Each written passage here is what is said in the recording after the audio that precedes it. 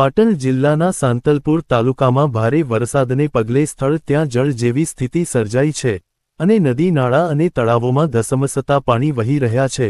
ત્યારે આજે સાંજના સુમારે સાંતલપુર તાલુકાના નલિયા ગામે 9 અને રણમલપુરા ગામે 3 મળી 12 લોકો ડૂબ્યા હતા, જેમાંથી 2ના મોત થયા છે જ્યારે 4 લાપત્તા બન્યા છે, જ્યારે 6નો આબાદ બચાવ થયો છે। બનાવને પગલે ભારે ગમગીની સાથે સમગ્ર તાલુકામાં ભારે દોડધામ મચી છે।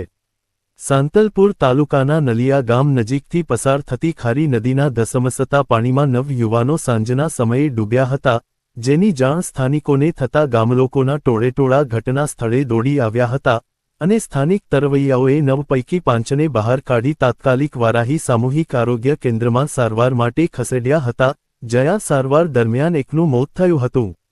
જ્યારે પાણીના વહેણમાં તણાઈ લાપતા બનેલા 4 યુવાનોની એસડીઆરએફની ટીમ દ્વારા શોધખોળ હાથ ધરવામાં આવતા 1નો મૃતદેહ મળી આવ્યો છે અને 3ની શોધખોળ હાથ ધરવામાં આવી છે। આ ઉપરાંત રણમલપુરા ગામે પણ 3 યુવાનો ડૂબ્યા હતા, જેમાંથી રાજુસરા ગામના સ્થાનિક તરવૈયાઓ દ્વારા 2ને બચાવી લેવામાં આવ્યા હતા, જ્યારે ઇરફાન રમજાન મલેક ઉંમર વર્ષ 19 લાપત્તા હોઈ ફાયર બ્રિગેડની ટીમ દ્વારા તેની શોધખોળ હાથ ધરવામાં આવી છે। બનાવને પગલે જિલ્લા વહીવટીતંત્રના અધિકારીઓ, વારાહી મામલતદાર દિનેશ પંડ્યા અને પોલીસ કાફલો ઘટના સ્થળે દોડી આવ્યો હતો અને સમગ્ર પરિસ્થિતિ પર નજર રાખી રહ્યું છે, તો ગામલોકોના પણ ટોળેટોળા એકઠા થઈ ગયા છે।